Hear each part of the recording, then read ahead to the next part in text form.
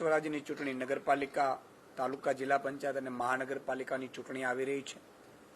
જેમાં આમ આદમી પાર્ટી તમામ 12,000 સીટ પર લડવાનું નક્કી કર્યું છે. જેના અનુસંધાને અમારે 7 ઝોન છે. એ 7 ઝોનમાં અમે ઝોન ચૂંટણી સમિતિઓ બનાવી હતી ઇલેક્શન કમિટીની, જેમાં ઝોન વાઇઝ ઝોન પ્રેસિડેન્ટ હોય, સેન્ટ્રલ ઝોન પ્રેસિડેન્ટ, ઓબ્ઝર્વર હોય અને એ વિધાનસભા પ્રભારી, સ્વપ્રભારીઓ સુધીની અમારી જે ટીમ છે એ ટીમ 10 તારીખથી સેન્સ લેવા માટે, ઉમેદવારોના ઇન્ટરવ્યુ કરવા માટે 10 થી 15 સુધી તમામે 26 લોકસભાના જે વિસ્તારમાં આવતા ઉમેદવારોના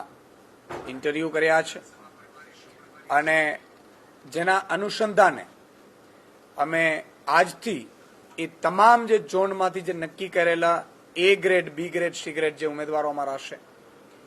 એમની આજથી ચર્ચા શરૂ થવાની છે. એમાં